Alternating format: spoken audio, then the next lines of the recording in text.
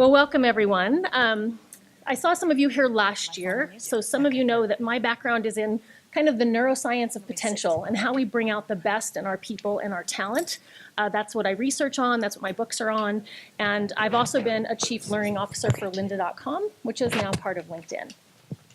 So our pathway this morning, we're going to look at what is the science of potential, and then we're going to really get into how does that play out with how you attract, keep, and lose talent. You're going to hear from Jack in a few minutes after I go. He's going to do a deeper dive into what's happening within the agency space, and we know that attrition is a problem. We're losing talent. Sometimes they come back and boomerang back to you, but sometimes they don't. So you're going to get a deeper dive into that. And then we're going to give you some tips and strategies about what you can do differently to keep your best talent. How can you retain them? So people, we're really looking at the science of potential here.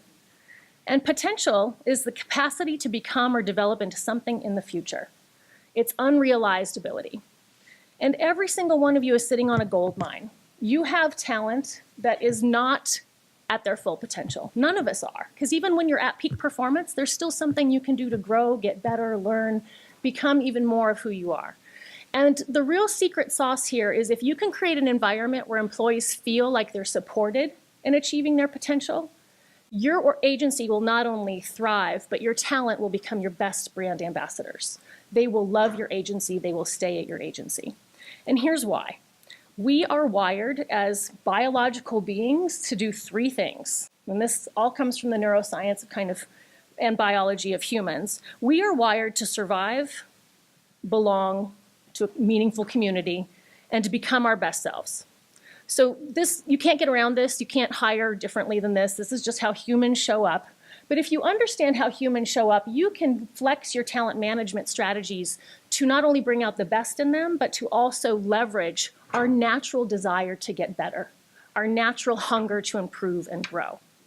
So when we think about survival, what does that look like in today's modern workplace? Well, really, it starts with comp and benefits. How much am I going to get paid? Can I pay for food and shelter? Can I pay for the things that are meaningful to me and my family? Healthcare, can I have access to the kind of healthcare I want? Shelter, can I afford my rent? Can I pay my mortgage? Can I live in the life that I would like to live in with my family? And safety. Hopefully, ad agencies are not an unsafe place to work. This is obviously a bigger consideration if you go into manufacturing or something like that. But people look for physical and emotional safety. And we're going to hear more about psychological safety today from the folks at Google. Really interesting research and developments coming out in that area.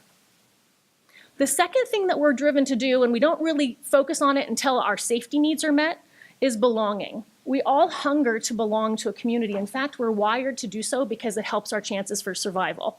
So going back to our hunter-gatherer days, we know that we do better when we're part of teams. We want to be part of teams. We want to be part of something that we can belong with and where we work together to accomplish something else. Inclusion and diversity is a big part of this. Do I feel like who I am, my authentic whole self, matters? Can I show up and be my authentic self, or do I have to hide parts of myself to work in this environment? And certainly, can we appreciate the diversity of all the different ways that we show up and are in the world? And we also search for culture. Is the culture of the organization one that I can thrive in? Does it align with my values? Does it align with who I am? Those are going to be all things that people are sorting for in the belong part of their search. And then we come to become. We all hunger to grow and develop. Today's employees really focus on career growth. What are the career paths? Are there career paths? How am I going to be helped in achieving more and becoming more? What does learning and development look like? Do they invest in it? Do I have easy access to it? What does that look like for me? Am I going to have those opportunities to grow myself? And am I going to get coaching? Am I going to get help being better? Or am I only going to learn about it on the performance review? If I get helped in being better and I have people who invest and care about me, I'm going to feel like that's a better culture match. So humans are doing this all day, every day. And when your talent is happy, you get all kinds of goodies. You get engagement. We're going to talk more about what that gets you in a minute. They're more productive. They're going to be more loyal. They're going to be more creative and innovative in the workplace. And they're going to be your best brand ambassadors. Getting your best talent for next year totally ties to how your talent today is feeling about working for you. When they're not happy, you get all kinds of crap. They're going to be disengaged. That plays out in all kinds of ways. You're going to have attrition, particularly of your best talent. Shrinkage, that's a fancy word for stealing the office supplies, and it adds up, let me tell you. They're also going to abuse benefits. Not just use them, they're going to really abuse them in a way that's very costly to you. And you're going to have problems with safety and quality. They're going to act out. So let's look at how we can now apply this to kind of the three phases. So attracting talent. And I love that we've already started with Wendy's metaphor of having a baby. So now we're going before the baby, the dating phase, okay? So when we engage in a relationship with attracting talent, we're really in the process of wooing them, right? It's not unlike dating. So let's look at what we do when we woo them. We woo them with our employer brand, how we write about ourselves, how we market ourselves, how we talk about ourselves in LinkedIn. We also woo them with what kind of comp and benefits they're going to see. And benefits I'm using broadly, not just healthcare, learning and development, perks, all those kinds of things. And they're going to also be exploring culture. So you say how your culture is. They're definitely going to read all that stuff. But they're going to do a deeper dive. They're going to look at who used to work with you on LinkedIn. You can search for that on LinkedIn. Who used to work at these places? They're going to reach out. They're going to read the reviews on Glassdoor. And ultimately, they're going to also assess you based on how they experience the interview and hiring process, right? Because it's a demonstration of your culture. How well are your managers doing that? How well are they leading that experience for them? All of this leads to the promise. The promise of, if you accept this job, you're going to get a certain kind of experience with us. And when employees say yes, they have believed the promise. And we know that the promise touches every stage of the employee life cycle. So not only in the attracting part, but onboarding them, developing them, helping them grow, and even when they exit. The exit is totally affects how they felt about the promise. That makes sense. So let's look at a couple things that people are looking for when they're making a choice. This is some research from the Conference Board, and they've got a document called the DNA of Engagement. If you haven't looked at it yet, you should download it. But they have this model where they talk about that there's 4 key quadrants that employees are looking for when they're looking for their match. They're looking for a purpose match. And we're going to get more into purpose in our 2 days here. They want to feel pride for working there.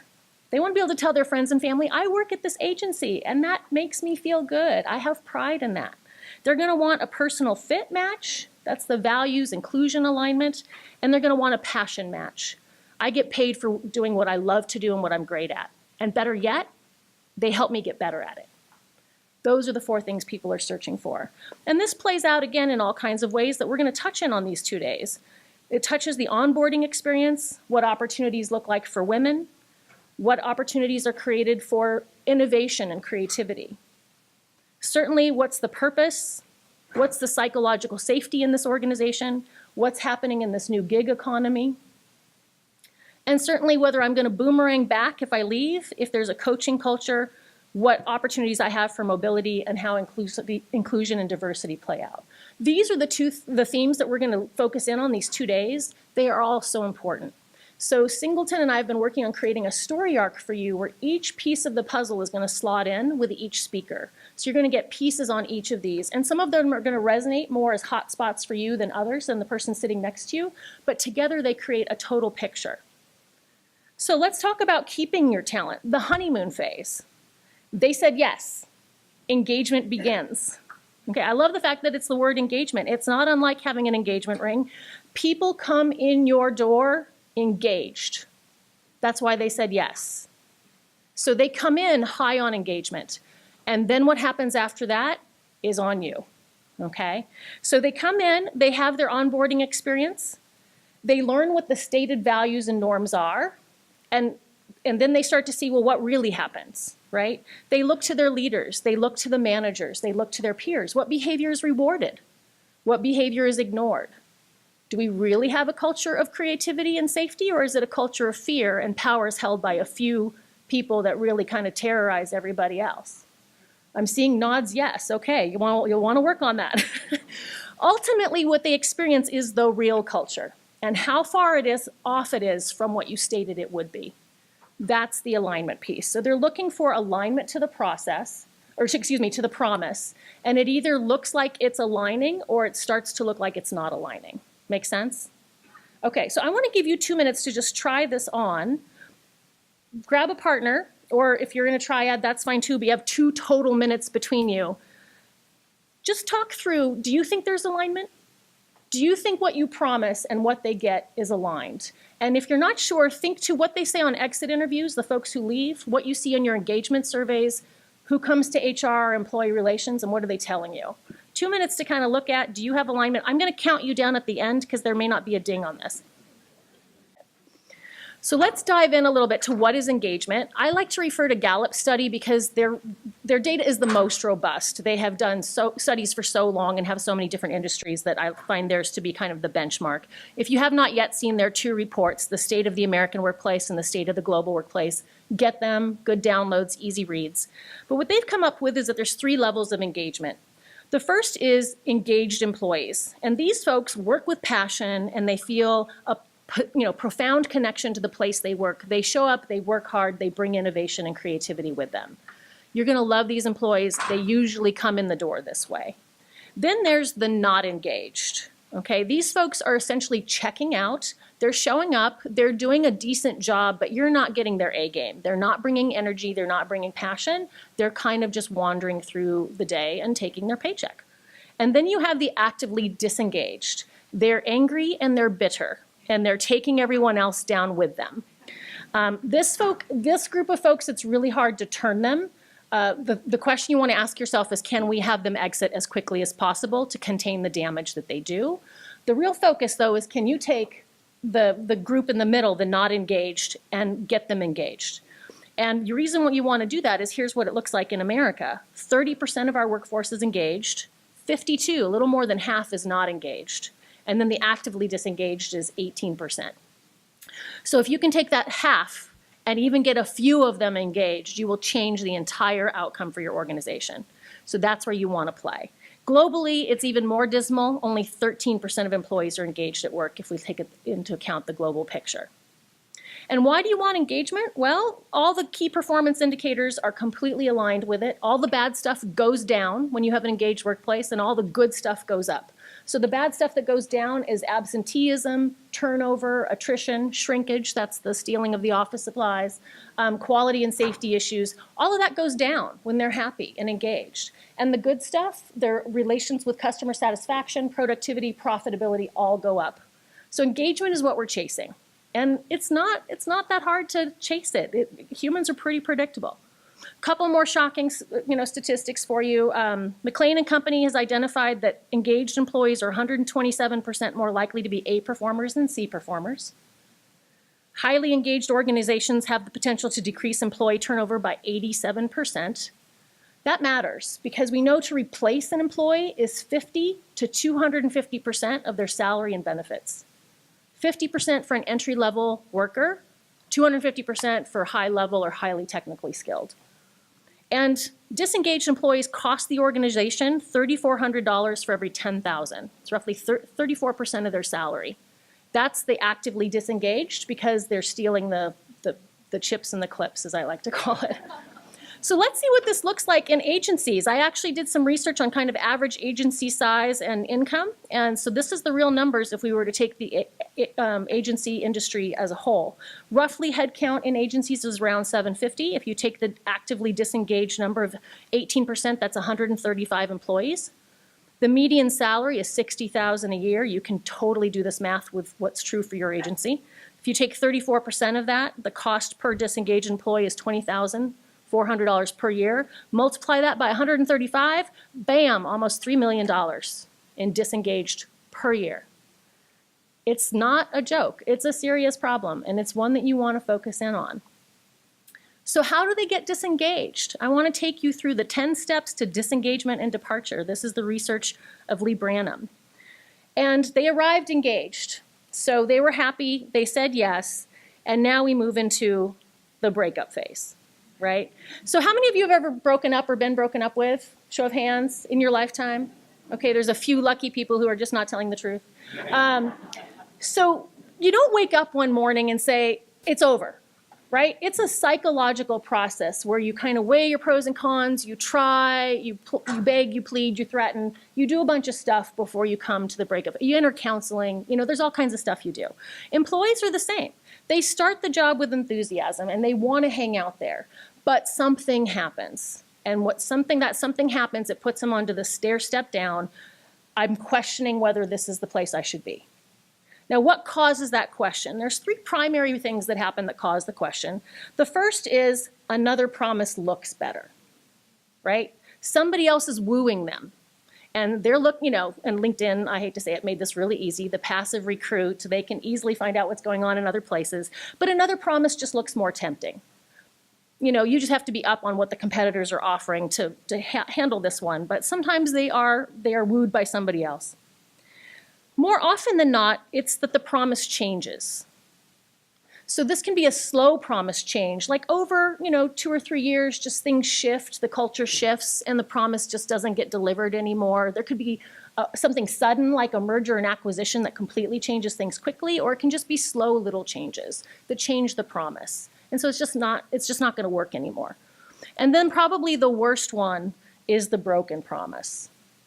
How you sold your culture is not at all what they experienced.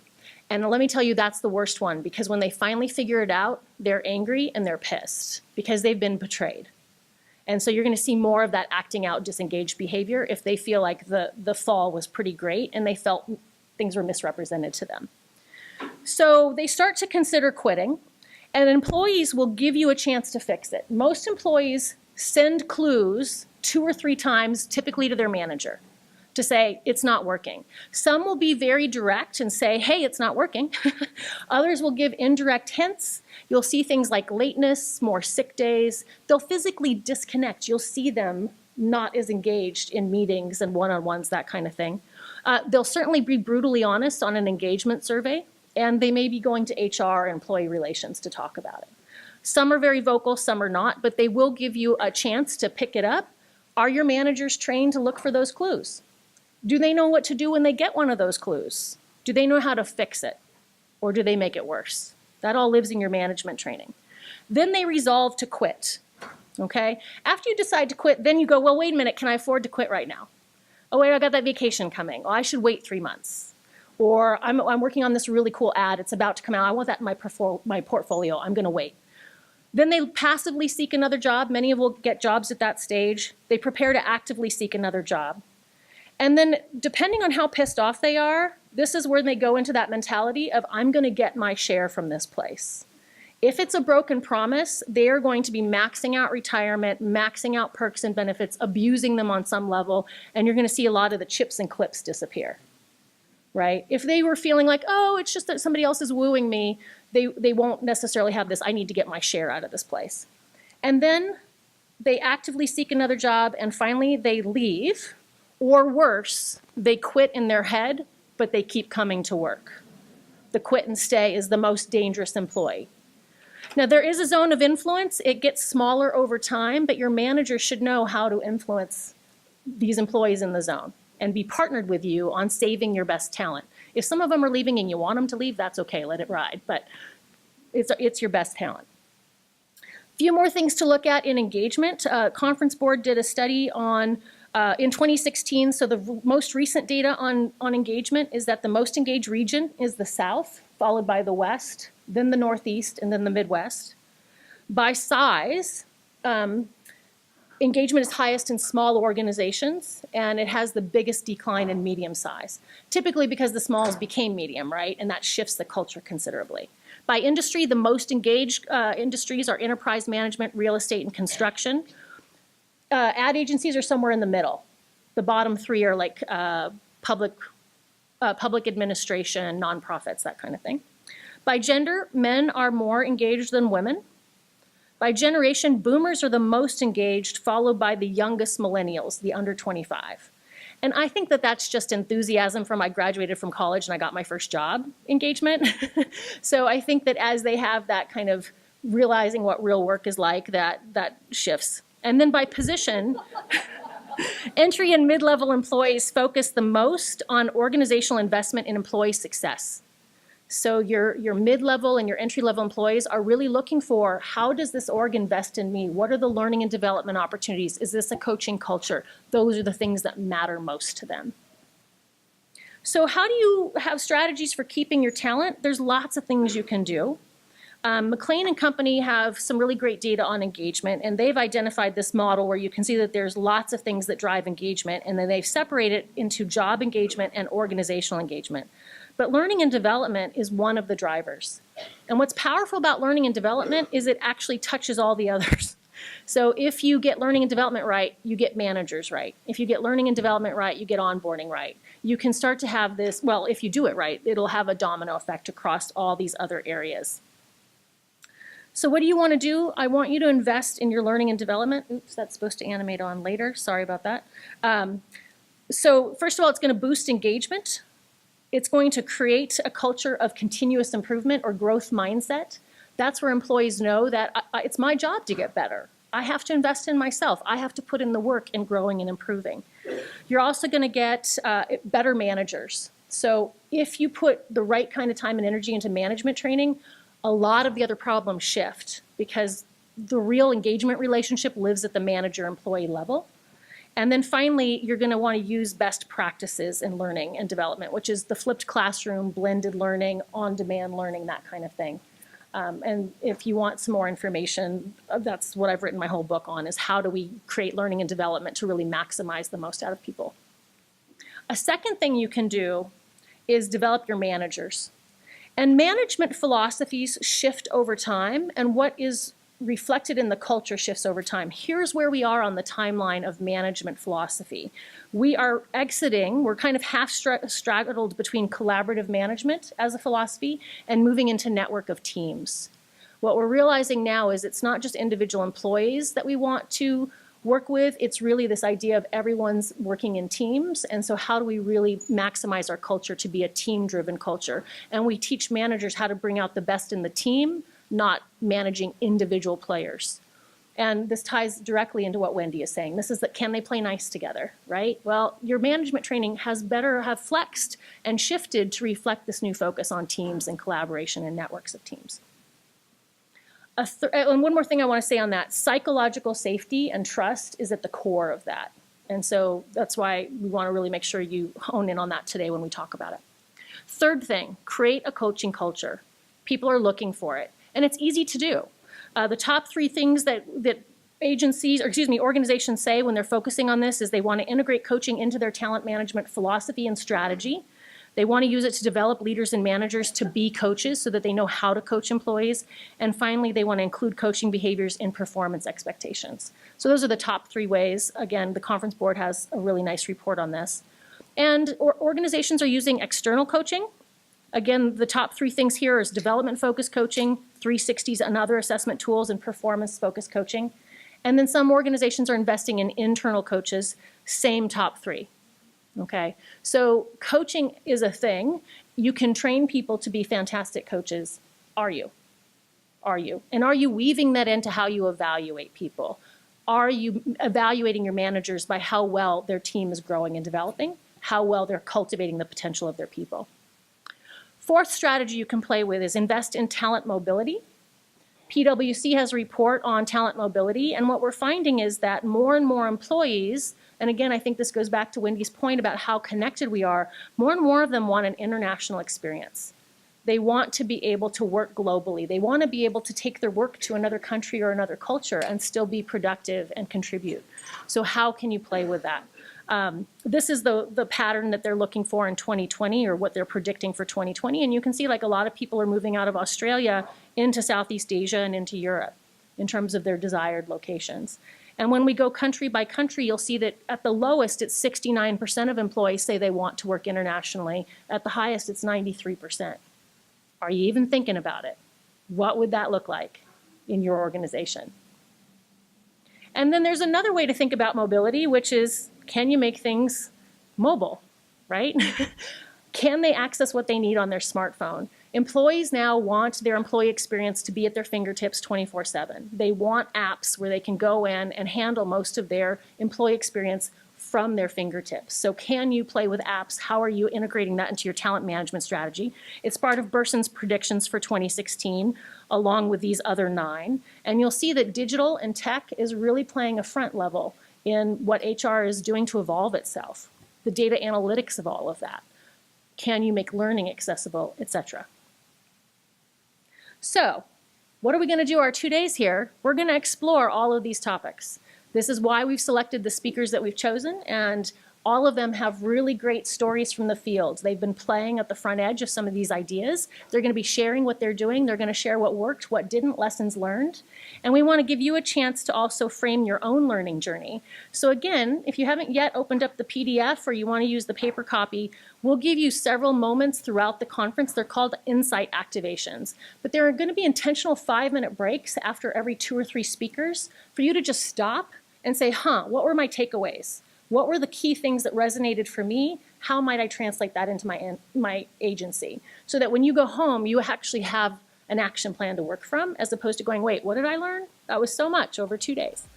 All right, so thank you very much. I'm now